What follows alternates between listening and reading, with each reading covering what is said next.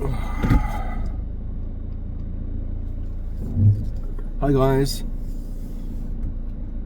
I have to watch where I'm going, where I'm driving.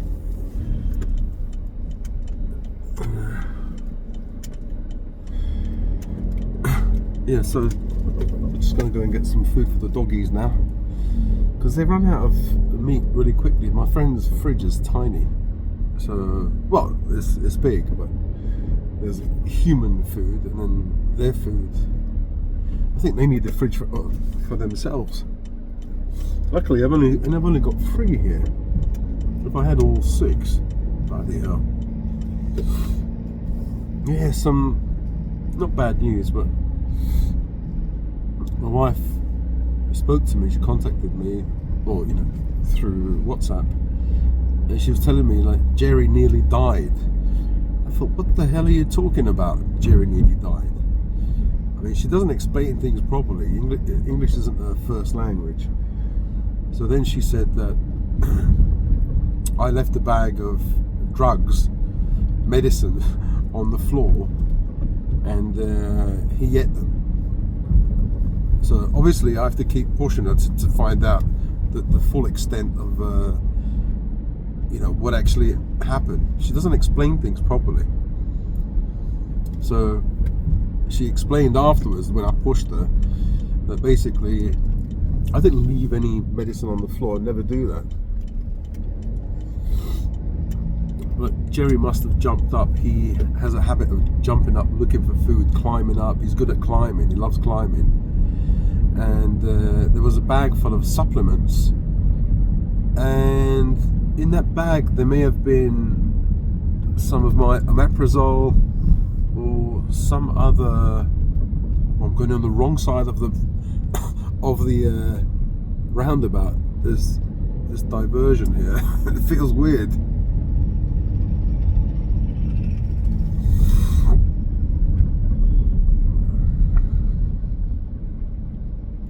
Car behind wants to race. Why do you want to race? Just chill out. Chill out. Chill it out.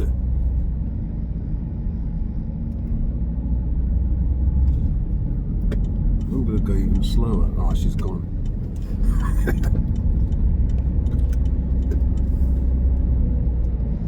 Yeah, well anyway, I kept contacting her and saying, make sure you look at him and see how he's reacting, how he's behaving. Apparently the first day, she didn't tell me, she told me like 2 days after. She didn't want to upset me. Yeah, I will get upset and I'll keep contacting her. I'll probably go back. I'll drive back home. It is a long way, but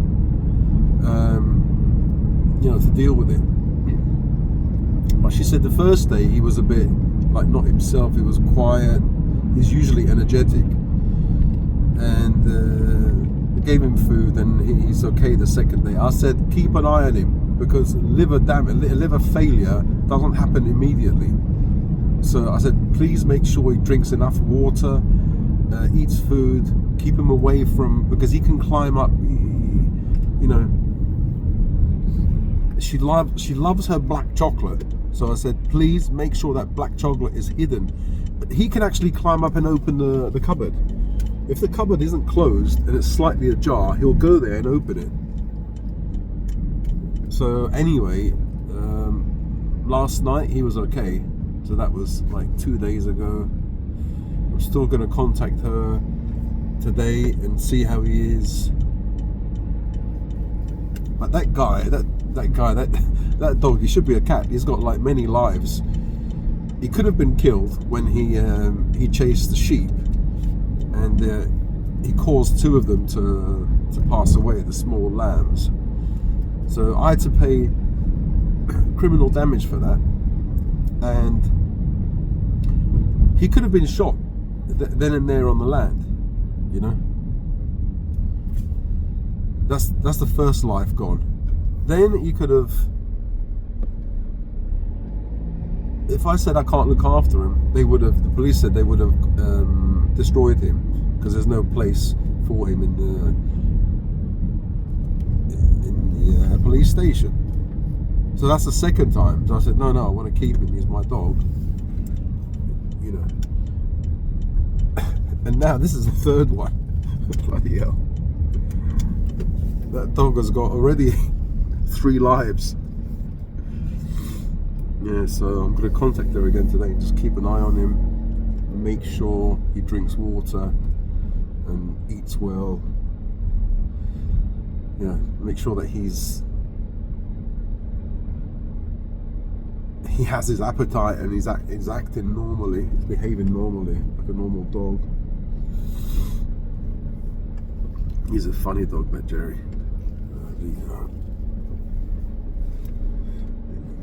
Let me go in there.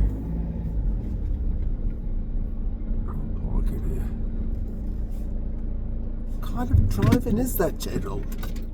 It's my driving, my type of driving. Yeah, so apart from Jerry, I got a message on one of my videos. Because, yeah, what I wanted to talk about is my rambling videos. And I see some guys that they have YouTube channels and they have like really nice titles and their videos are structured. You know, even though some of them appear to be ranting, they have a structure. Mine have no structure, I tell you. Well, I don't have to tell you, you can see for yourself. I don't know what I'm going to say when I say it and how it's going to come out, and if I'm going to talk about something, deviate and then come back to that subject or not.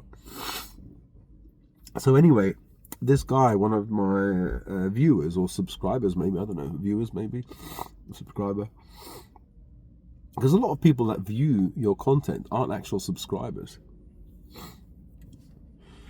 Anyway, he has his own channel. Oh, in fact, if you guys want to watch his channel, his videos are quite good. They're a lot better than mine. They're actually structured, you know, and he talks in a very intelligent way. You know, he seems to be an intelligent person. And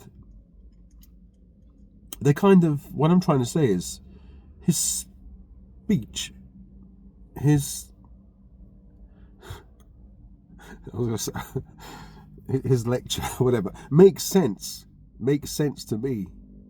And when he just seems like a normal person, like above average intelligence, which is great for YouTube because you're a kind of teacher, you're kind of influencer. But with me, I don't feel like forget above intelligence, I'm not even on that average level. I'm lower intelligence. And that's how I feel about myself. When I see his videos, I think, oh wow, so nice, his videos. I can understand them. But anybody coming to watch my videos, they don't know what the hell's going on. Where the video is going to lead to, you know, it's all over the place. And I'm thankful that I have about 200 or 300 people that have stuck around, because other people know that I'm nutty. There's something weird about me, and they can't handle it. Maybe the people who have stuck around are people that maybe can see past that or see through my racism, my sexism and all that. It's funny how many women, even though I've said sexist things, they still stick around. I don't know why. I've got a few black guys, I've said some racist things that they still stick around. So maybe they can see past it, or maybe they just want to be amused, or maybe they know me better than I know myself. And that actually doesn't make sense, but it does make sense, because you're in a whirlwind. You're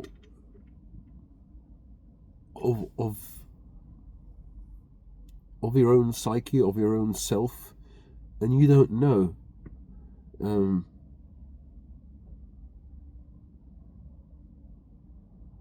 Well, I don't know what I'm talking about. But anyway,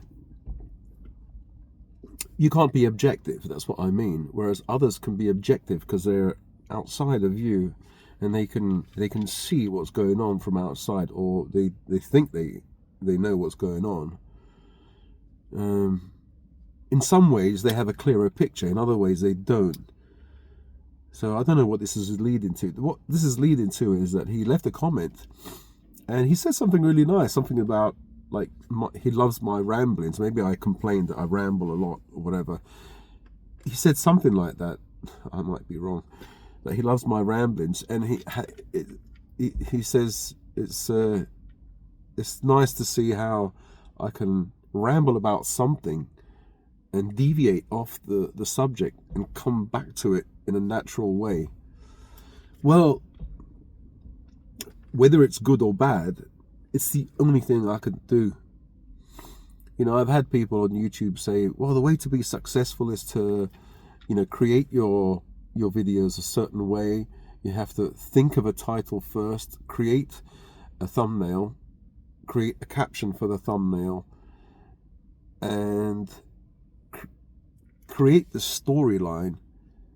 Yeah, there was a guy telling me how to story tell. You have to have a beginning, a middle, and an end. And I thought, oh wow, that sounds so difficult, you know. How to tell stories. I don't know how to tell a story. I just know how to talk.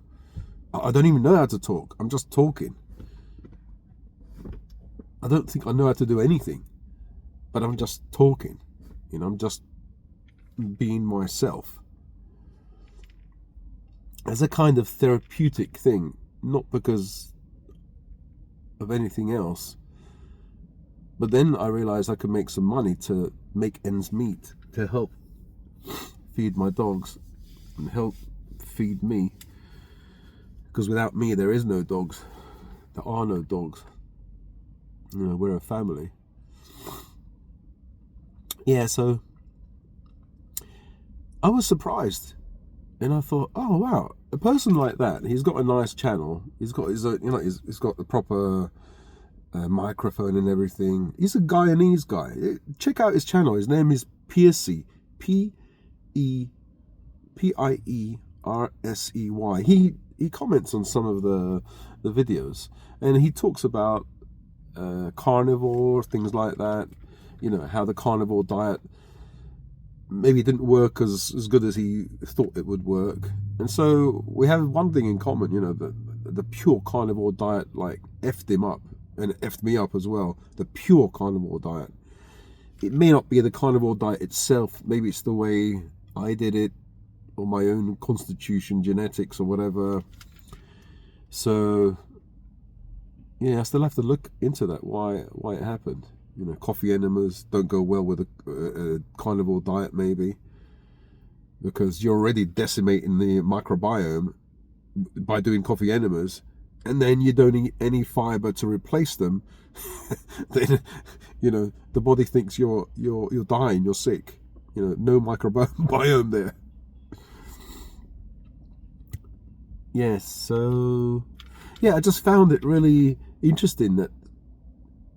Have you had that experience before when somebody says something good about you, about an aspect or something about yourself that you don't like, or you don't think is so good? Like, for example, you know, like you might be really pretty and you think you're ugly, and then somebody says, oh, you're pretty. You feel good about it initially, but then you go back and you think, that person, you know, what's wrong with them? Can't they see what I see? So the problem is within. The problem is within. Like, people who have ADHD have a negative, can have a negative sense of self, and are very sensitive to criticism and to their own criticism, I suppose. Actually, not sensitive to our own criticism, because we trust our own criticism. We think we're rubbish. We think we're useless. We think, you know, we're an idiot. And I think all those things about myself, always have. And it makes you like feel like you're not worthy. You've got really low self-esteem, low self-confidence. I don't know what the difference is, but let me just throw all these things together, because I feel all those things. You know, if I fucking talk anymore, I feel like crying, because I don't want to have low self-esteem, low self-confidence. Or maybe I do. I just want to be happy, I suppose. You know? And, yeah, I don't want to cry. It's not very manly to cry. Well, there's different kinds of men, isn't there? Like, some people say it's gay. It's not gay. Some gay men don't cry. It's just a man who's, I don't know, got ADHD. So I watched so I just found that really interesting. I thought, oh wow, that felt really great. Somebody actually picking up on that. And when people write comments and they say, oh, you're great and stuff like that, I do realize that it's massaging my ego, and I have to be careful, really careful, because, you know, just like the Guns N' Roses song, you know, I'm going to sing now, right? When you're high, you never, ever want to come down, so down. So when you're high, you don't want to come down. So basically, when people big you up and say, oh, you're great, your ego's puffed up, you feel good about yourself. So when that painful comment comes, it feels worse. Or maybe not. You've been, like, the good comments have buffered you from that one bad comment. I don't know. So I have to check myself. I do check myself so that I'm not too prideful. And people might say, oh, that's sad. You have to check yourself that you're not too prideful. Well, yeah, the ego is dangerous. It is dangerous, because if you feel that you're good, yeah, that's one thing. But then you expect it. It's like a drug. You're going to expect people to treat you nice. And if they don't, then you're at the whim of external influences, you know, other people.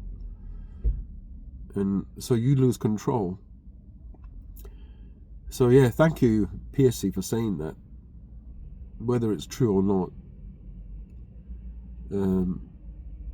I don't know. So, because I feel that my videos, my ramblings, if they were that good, I'd get thousands of subscribers by now. Because I know there's one guy he's a nice guy. His channel is Quachita Mountain Life. It's brilliant. You know, I watch his videos. He's a man. He's about 59, and he's an American guy. He does videos every day, but he's like a man's man. You know, he's not like messed up, like mental problems like me, and he's not very weird. You know, I should really be a lefty. You know, lefties would like me if I didn't have my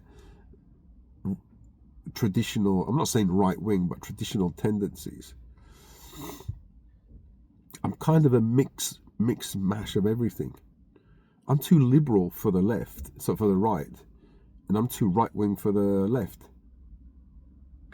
So I'm a middle person, whatever that is. Independent. Like this independent woman.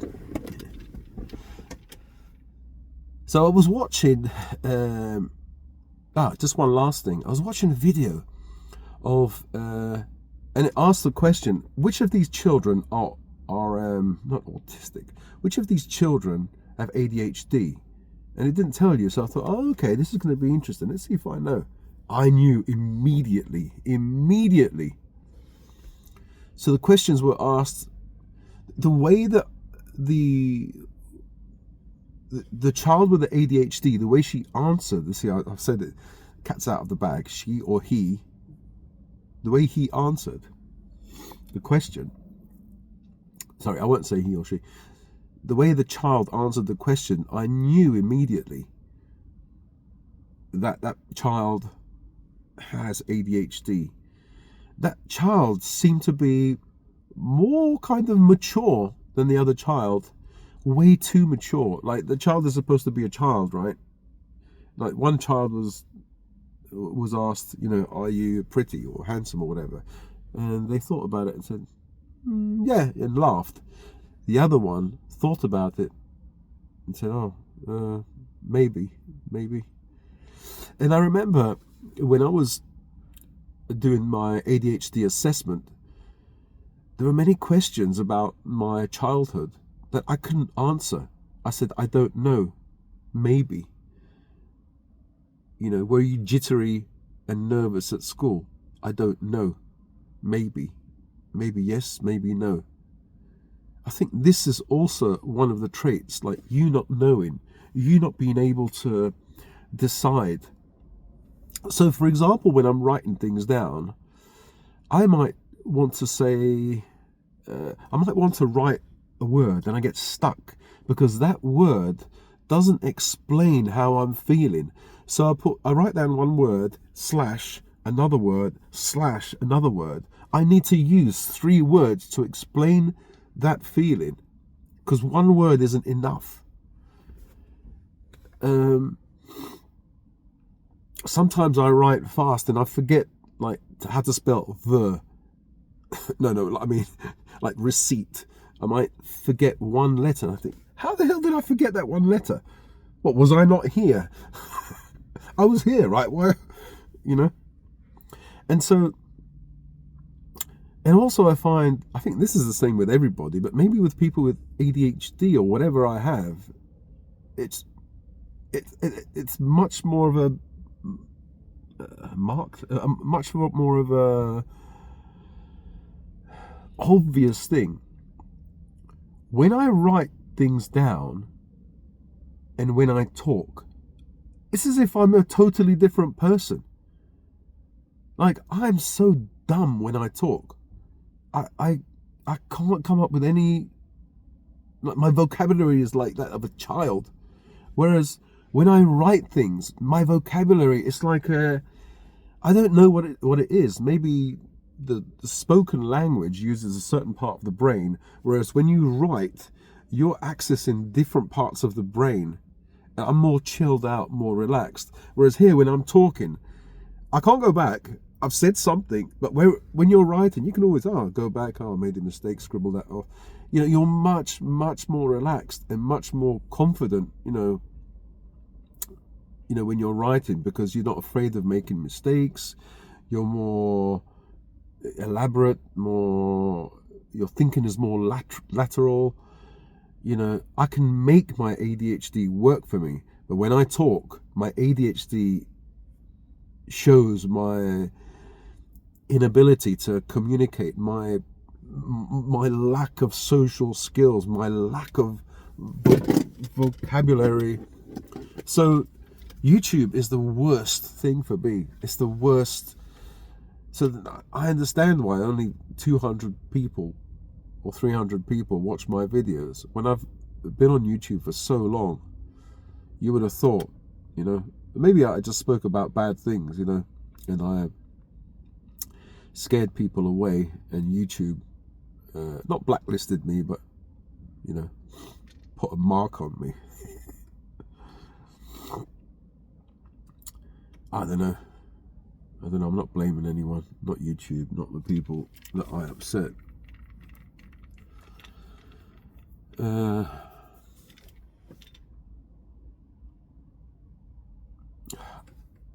don't see. I get these moments where I don't know what I'm saying, what I'm supposed to talk about. But I suppose at least you're seeing a person come up with stuff in real time, in the present moment. I'm not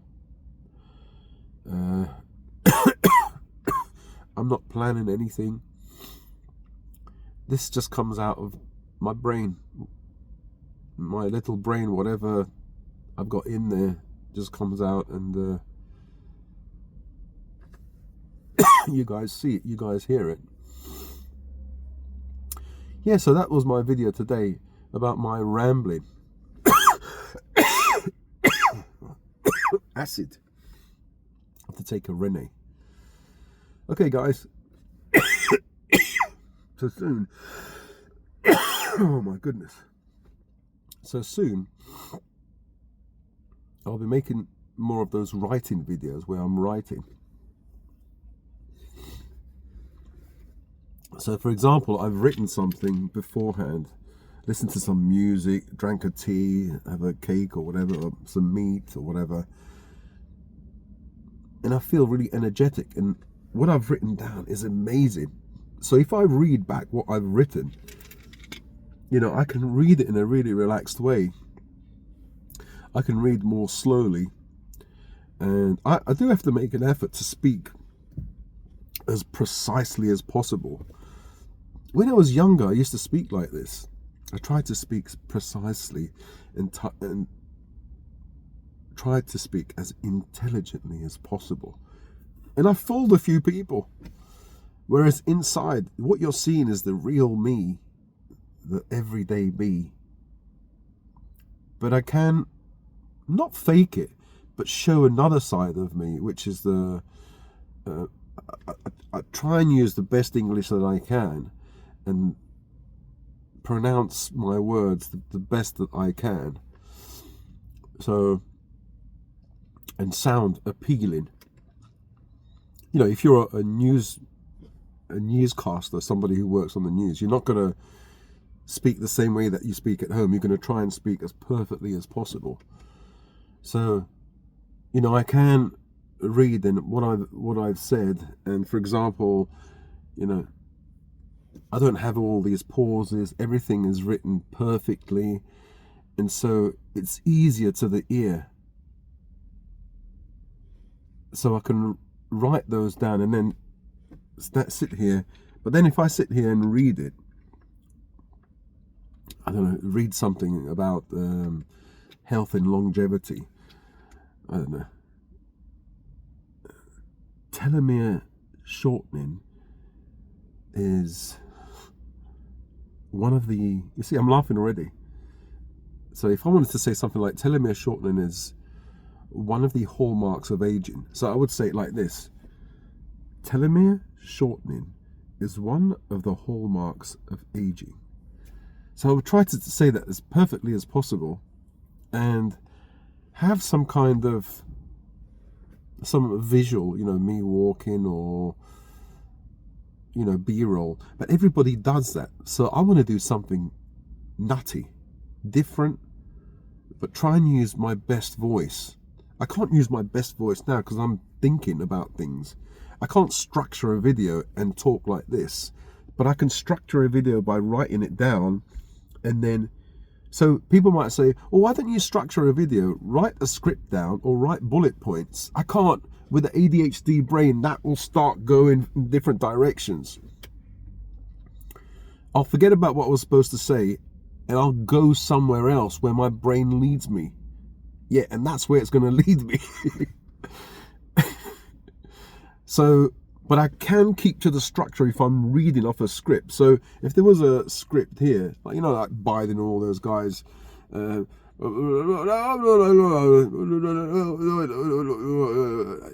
I could read off a script, but it would be so robotic. And especially if I'm trying to speak in my best English, and I know there's a camera here looking at me, I would find it difficult. But if there's no camera there and I'm reading, I can be more chilled out. It'll be like a meditation. I'm talking, well, not meditation, but more relaxed. And I can focus more on the words instead of being self-conscious here.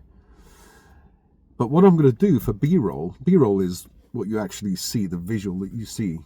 You won't see me talking, but you'll see me doing something. So maybe I can if I can enhance,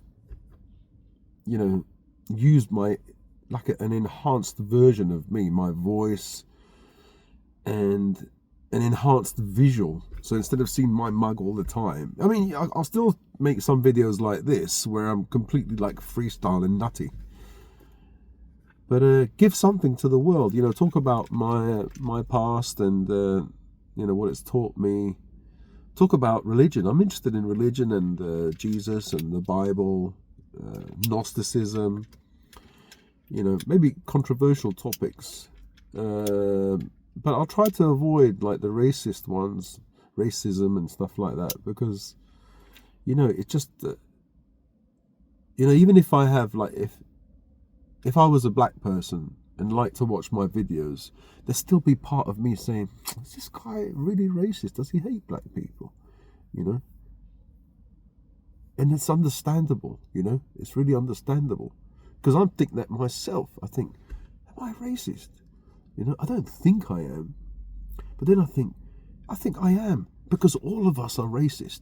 Like I was saying, like the Guyanese girlfriend that I had, they come from the West Indies, right?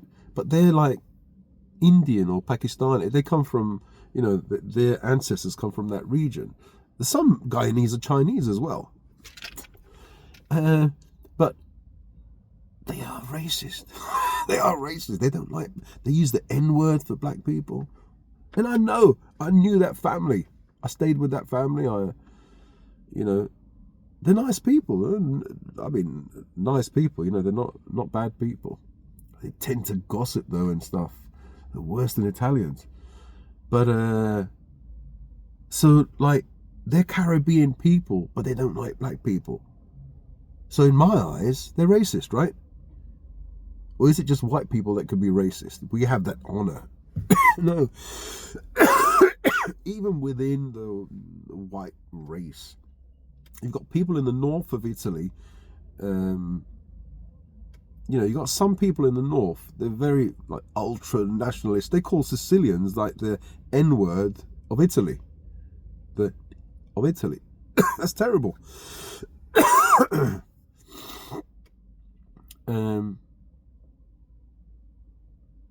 But even within our own country, remember, before immigration, you have the Brummies, you have the people in the south of England, you have the Northerners.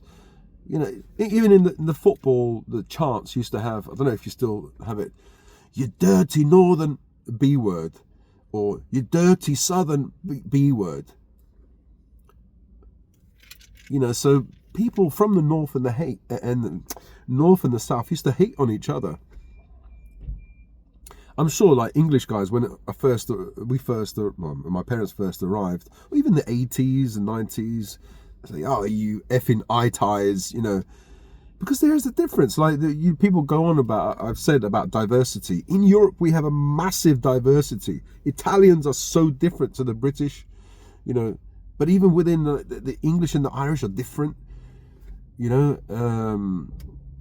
Like the Germans and the French are different.